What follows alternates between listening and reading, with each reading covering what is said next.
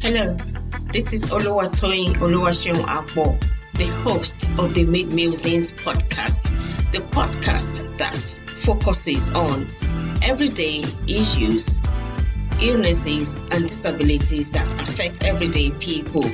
Find us anywhere you listen to your podcast and on Instagram, Facebook, Twitter, Tumblr, and YouTube at Mid Musings. Please subscribe. Welcome to another episode of the Mid Musings podcast. Today, I've got Hitesh Tailor.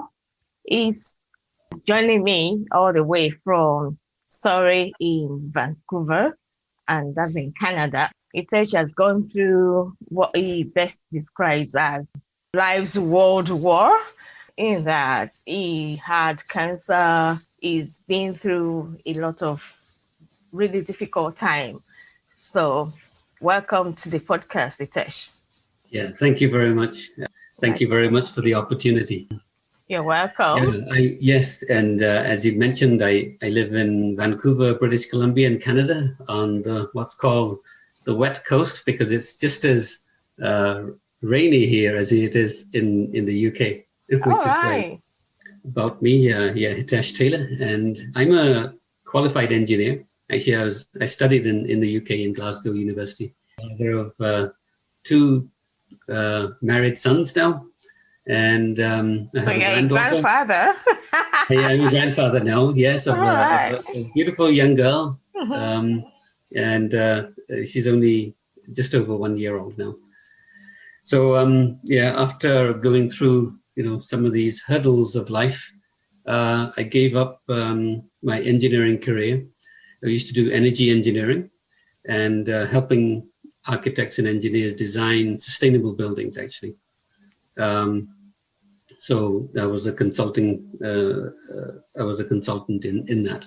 So after some challenges in life and going through some health issues, I gave up my career, my engineering career, to pursue energy engineering for the body, of our human body. So you've gone from one area of engineering to another area of engineering. Yes. That's just based on your experience with cancer. Cancer, and also some other major surgeries that I've had subsequent to that. Since that, in 2017, this is where I came across the emotion code. Yeah. Oh, right. So going by your name, I am assuming you are of Asian background. Yes. I'm of Indian origin. My parents were from India. I was born. They moved to Kenya, East Africa. So I used to live in East Africa before I was born there, and then I give away my age now. In 1969, we moved from Kenya to the UK. So basically, I was educated in the UK, and then moved to Canada after in 1994. Basically, you are a global citizen. Yeah, a global citizen like many of us. Yeah. Wow. So what has been happening with the cancer? I think it was in 2013. My marriage was on the rocks, and then we separated for a bit, and then in 2014 I began experiencing some pain in my cheek here. Yeah. And also in my chest, in the sternum. So after getting it checked out, found that I had a tumor in my left maxillary sinus. So I went to the doctor, and he said, we have to refer you to a ear, nose and throat specialist, which we did. I also had another surgery, which was planned in December that year. So he said, you better cancel that surgery, because this one's more important, because we need to find out what this tumor is all about. Then in January of 2015, I had the surgery to remove the tumor that was there. So after testing it, it tested positive for lymphoma, a large B-cell lymphoma. Then I was immediately referred to an oncologist, and all the tests and everything was happened very, very quickly. So my first meeting with the oncologist, Dr. Shustik. So after doing some further tests, they found that it wasn't just localized here, it had spread across my body in my chest. That's where I was getting chest pain. I had tumors either side of near my heart, and then, near the pancreas, and lots of. So it started from your cheeks, and then spread. It was inside the sinus. Yes. Yeah. It had already spread, but it was only because of the surgery, they found that it was cancer, but it was already in my body at that time, and it was stage 4. So it was after they did the PET scan, which is they do a scan, right, and then they identify where other tumors are, when there were lots of them in my whole of my abdomen. So he said that we'll have to, give you the full round of chemotherapy. We'll have to do a spinal chemotherapy directly into the spine, and then after that, give you radiation. So just prior to this time, did you have any symptoms at all? Discomfort in the cheek here, and the pain in the sternum. So my if you think that the sternum, the breastbone, right? That's where I had the pain, and the tumor there was fused to the actual bone, right? So, and that's why it was paining there. All right. And then you had this surgery. Yeah, so I had this surgery. I had the hernia surgery. Then they had to drill a hole in my hip to find out if it spread into my bone marrow, and then I had to have some dental surgery. So those are the 4 surgeries I had within 5 weeks. 4 surgeries in 5 weeks. Yes. Wow, that doesn't sound good. Yeah, but how did you feel? To be done. To be honest, I felt okay. After the surgeries? Well, obviously after the surgeries, I was very tired and had to recover. But this was all in preparation for the chemotherapy, which started in February of 2015. So had 6 rounds of chemotherapy, and after the first round of chemo, they gave it's called R-CHOP. There's 5 drugs that they give. One drug you have to take by mouth, and the rest of it's all done through IV. Okay. So every 2 weeks that had to happen. Well, 3 weeks, I think. So you had these 6 chemotherapies and that was every 2 weeks for 6. Every 3 weeks. It was every 3 weeks. 3 weeks. Yeah, every 3 weeks. And because you have the chemotherapy, then it kills all the fast-growing cells in the body, and then your body has to recover up to a certain level to begin the chemotherapy again, for the next round. Did you have any side effects from the chemotherapy? Oh, yeah, plenty. Yeah, let's talk about them. Yeah, so the side effect in my case was I had, after the first round of chemotherapy, I developed an infection, and I was rushed into hospital. And they give you a card, like a red card. So you go, when you go into emergency, everything stops for you.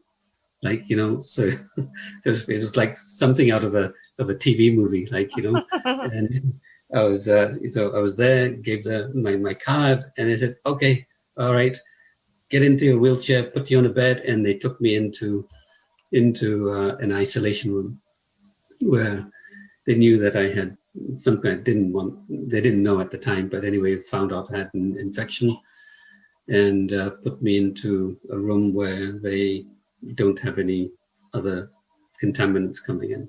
Then I was given the treatment, and I think the next day I came back home and started my recovery after that. So they filled me with antibiotics. Yeah, so that happened 3 occasions. Yeah. Okay. During my treatment. So instead of so it got elongated a little bit, but then my son's wedding was happening at the same time, in March that year. Were you able to attend the wedding? Yes, I was. It wasn't the wedding, it was his engagement. Oh, right. his engagement was happening. As I was able to. I'm happy you didn't miss the engagement, because that's so important. I mean, you're the father and you have to be there when your son or even your daughter, when your children are getting married. Those are things that you want to be around. Yes, exactly. So that was a very happy time for me, although it wasn't a happy time for my body, because immediately after that, I was in hospital again. Oh, so sorry about that. So it got to a point, I think it was that I stayed in hospital this time for 5 days. I was in critical condition. I didn't realize that how bad it was. And I just felt at the time, I thought, okay, I've had a good life. I think this is it. This is it. I wasn't worried or concerned about it, but I just felt it was over. Oh. Right. But then, next morning, I was like re-energized again. And I think I'm going to be just fine. Right. And I was after a few days, I was okay again. Oh. So went through, so the chemo happened. I think that was the third chemo. And then the fifth chemo, the same thing happened. Stayed in hospital for another 5 days now this time. Then my immune system just tanked, and I was injected with 5 sets of Neupogen injections. And this boosts up the body's immune system to self-inject. So then after 6th chemotherapy, they checked me and I did not need the spinal chemo or the radiation. Why was that? Because the 6 rounds of chemo had destroyed the cancer cells. Yeah. Oh, that is so good to know. My body reacted in a positive way. The other thing, it wasn't just chemotherapy that I was having. I had to have a total lifestyle and eating change. I was doing a lot of juicing, eating lots of fresh vegetables, organic vegetables, self-healing techniques, meditation, lots of things like that I was doing. I had support of family and friends, obviously, and that all helped. My mother came from England at the time to help me. My sister came to help me. Oh, so your mom is still in England then? Yeah, she was in England and she's passed away now. But I'm sorry to hear that. Yeah, so that's what happened. So I got a lot of love and support, which is family. Which is a huge thing. Like, whenever anybody's going through any sort of crisis in health, family, my sons were there, my sister was there, my brother also. I stayed with my brother, and his wife, and they offered incredible support also. So got lots of support from family and friends. Oh, thank you so much for sharing that.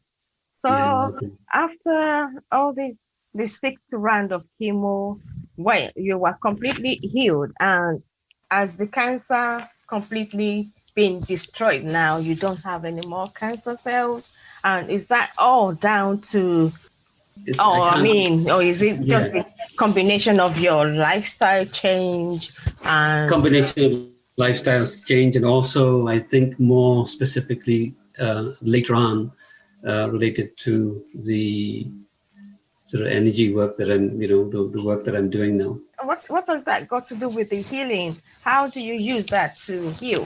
Yeah, I'll explain. So I had to. So after I was cleared. It was in July 2015. I still had to have several months of recovery because my body was like totally depleted. I had lost a lot of weight, and I couldn't get back to work in my consulting work that I was doing. I think I went back to work in 2016. Is that as an electric engineer? Mechanical buildings engineer. All right. Okay. Like helping architects and engineers design energy efficient buildings. Okay.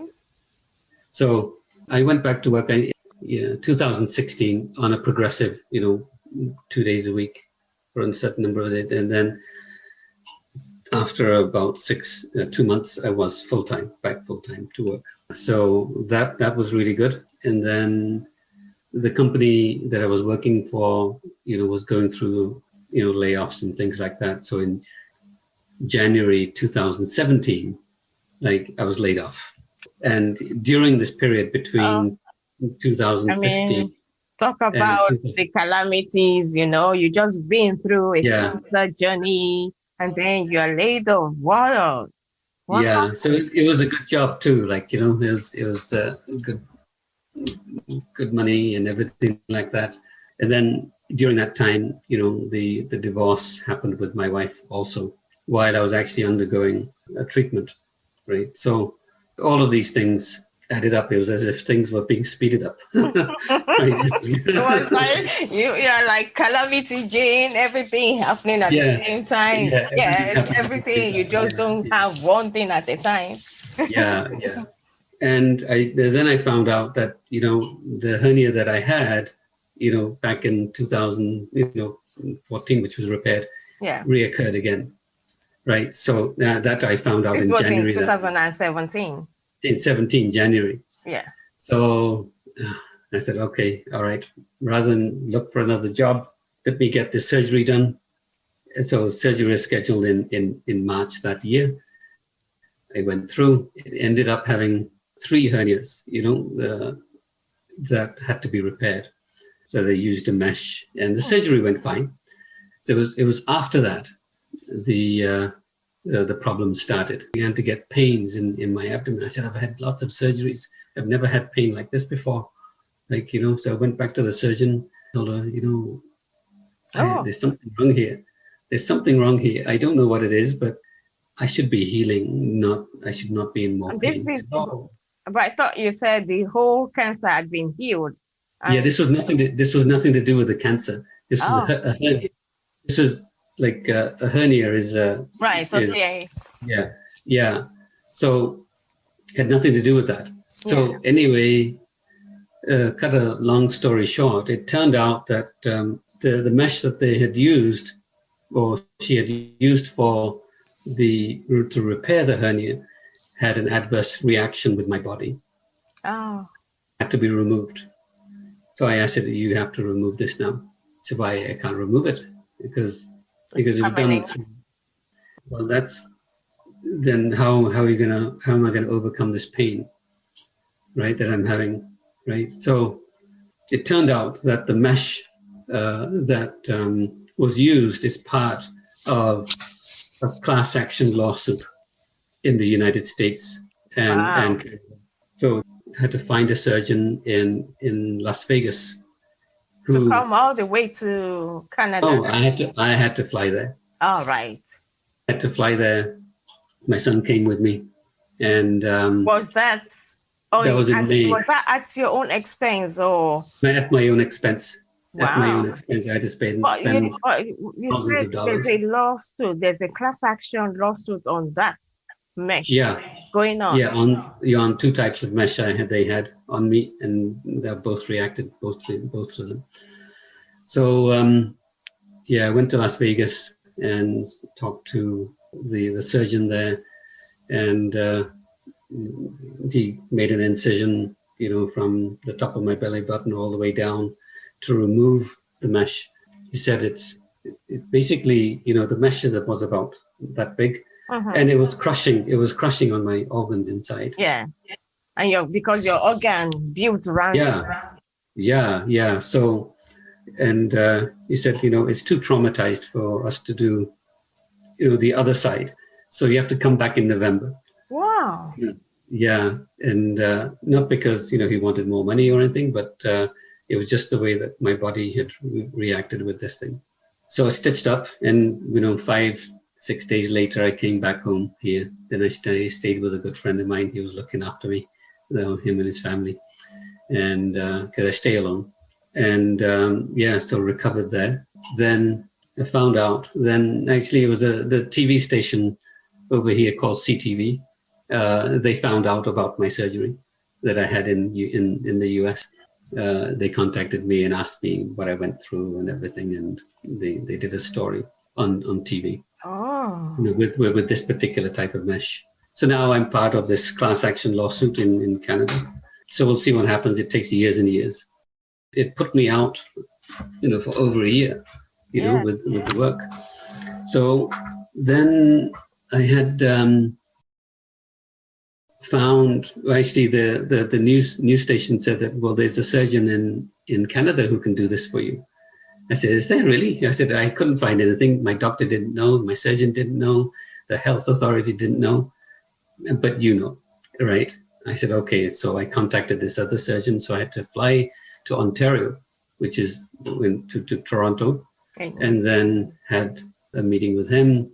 And so he could do the third surgery, and it would be covered by the healthcare system here. So I didn't have to pay. Oh, that's good. So, so I had that surgery on November the 7th. It went fine. I stayed in hospital for 3 days. And it was then that there was something not right. My friend took me to hospital emergency 4 times. This final surgery. Yes. After this final surgery, after this final mesh removal surgery. Yeah. We will take a quick break, and when we get back, we will continue to the next part of this recording. Don't go away. Please stay tuned. For help and support on dealing with cancer issues in the UK, you can contact Macmillan Cancer Research Organization. They are available on 0808 808 0000 or 0808 239 2000. Or you can chat to a specialist on their website, which is www.macmillan.org.uk. And for myeloma cancer, you have the Myeloma Foundation, which is available on 0800 980 3332. And in the US, you have the American Institute for Cancer Research. They are available on 1-800-843-8114. What was going on with you? Why were you being taken to emergency? Because my blood pressure was dropping. I passed out because there was something going on. But to this day, it's not really certain on what it is. But anyway, I was put on some antibiotics later on. So a friend of mine said to me, well, why don't you try out the emotion code? I said, what's that? She said, it's an energy healing system. I said, energy healing? I don't believe in all that kind of stuff. I'm an engineer, I need to, so I forgot about that idea. Then I thought, they've said it in the goodness of their heart, at least I should give it a try. So then there was a practitioner in Wisconsin, and I'd bought some sessions for this healing. I had my first session with this lady, she was muscle testing, using a chart of emotions. She had connected to my subconscious mind and asked it, are there any emotions that can be released, which is affecting my condition right now for healing, that I can't be healed? She began releasing emotions, and I can't remember which ones they were right now, but I was thinking at the time, because we were on a phone call, and she's doing this thing, and I'm thinking, it's a waste of time. Nothing's happening. Uh-huh. And waste of time and money, So I went along with it until the end, towards the end. But there was a point in during the session when something just shifted after releasing one emotion, and she released some more emotions, and my pain level, which was around 8 out of 10, dropped down dramatically to less than half that. Right, I'm thinking, oh my God, what's going on? Because I was feeling something that was moving around me, right, within my body. I can't really pinpoint what was happening, but my pain level dropped, and I got emotional. And I'm thinking, I don't get emotional. I'm an engineer, But then, and I was feeling tired also and thirsty. So she said, well, that's as much as your body can take, right now on this release of emotions. So basically, after releasing, went through all of the sessions that I'd paid for, six sessions or so. And then I was on this, medication. Medication started to work, and I was healed within 2 weeks. I was on a plane back to Vancouver. So right? With these, all the pain and all the things going on with you were released with the emotional release or whatever it is that she did on that consultation? Yes, it was over a period of time, over several days, that we did Right. this. Yeah. So had one session, then 2 days later had another session, 2 days later had another session. I just wanted to clarify, it wasn't just one session. No, it wasn't one. But one in the first session I felt the relief. And then, I'm still so I asked about what is this emotion code? And it's a system developed by Dr. Bradley Nelson, and he's a chiropractor, by profession. And he's developed this emotion code. It's a chart of 60 emotions that you use muscle testing. And also, once you find out, when you connect with intent to the client to find out what emotions in the way that need to be released to help this condition. Okay. Once you determine that emotion is released by passing a magnet, over the top of you, either on the person if you're together, or over yourself, over the governing meridian, which is the governing meridian is a central meridian where all of the other yin and yang meridians enter. So magnetically, the intention is magnified to release that emotion. Okay. Right? And people feel the difference. Can I just clarify that? Do you have to get a physical magnet to magnetize these things out of your body? Or you can use, yes. The magnet is there, and I don't use it now. I don't use any magnet. I don't even pass I used to pass my fingers because we're energy. Yeah. We just and it's released.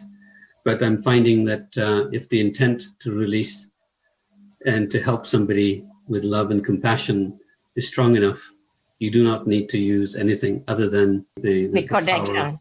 Yeah. And in your own case, do you know the specific energies that were released? They're in the report, but there are of 60 emotions. I've got it here on my iPad. Wait. So you had all the 16 energies released from you to heal. No, they're only specific. They're specific energy. They're divided up into 2 columns and 5 rows. Basically, there's 60 emotions. So not all of them were released. Only the specific ones that were affecting my condition at the time. All right. Okay. I did some research and found out more about Dr. Brad and found out how the system worked. I still didn't understand it or believe it until I spoke to a very good friend of mine. He said it's the science of emotions, and that's where you see that it's emotional. It's a science. What we're doing is a science. It's energy, and I understand energy. I'm an engineer. I understand and frequency, vibration, resonance. I understand all of that, but just had to extend my thinking to a much finer level. So then decided to learn this emotion code, and then later the body code system, and get certified, and then do this as a practice and have my own business called Tailored Coding. Tailor is my surname. I'm just using that. Tailor to you. Right. Tailor to the client. Oh, the coding so you tailor the coding to the person.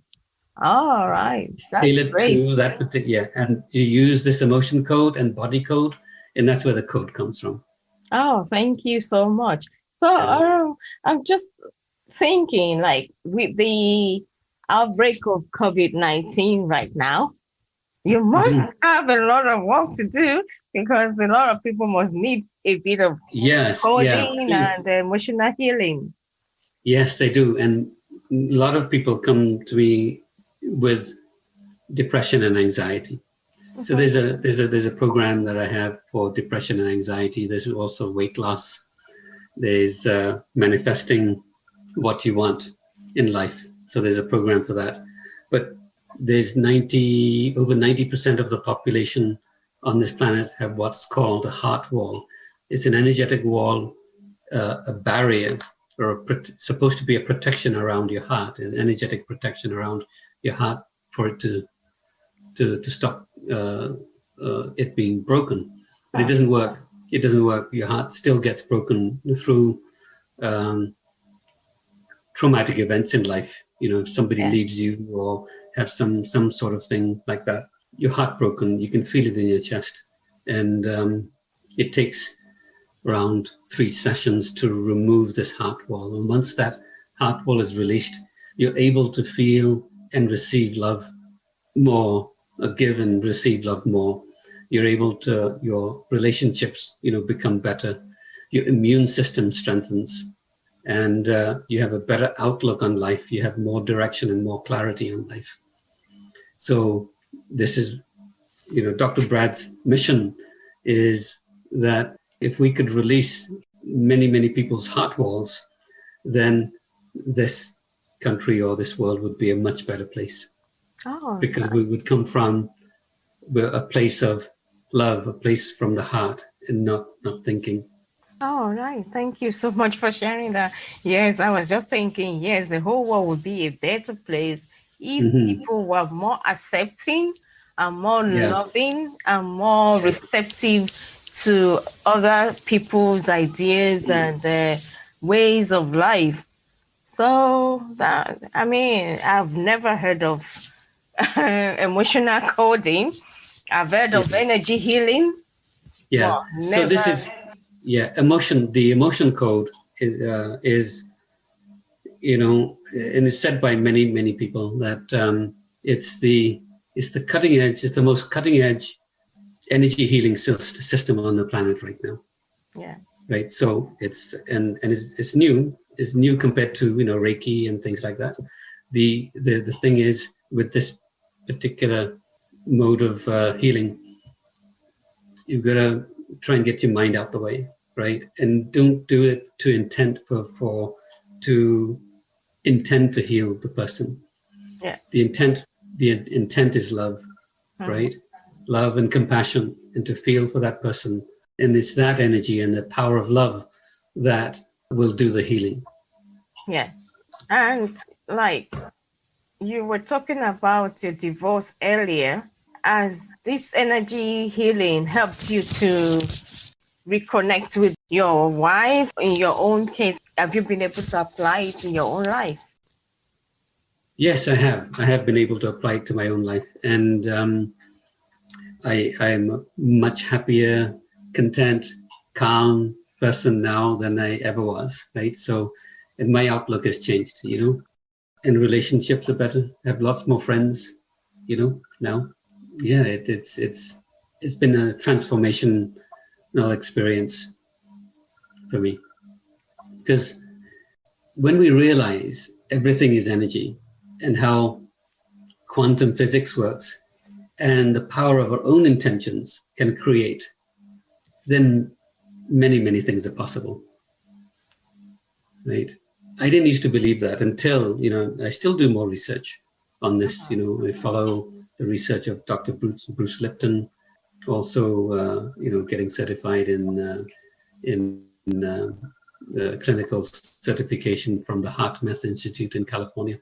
And then Greg Braden and Dr. Joe Dispenza, all of these sort of new age healers and the speakers, and they're all, promoting, this form of healing, and this is what's going to happen in the future, I believe.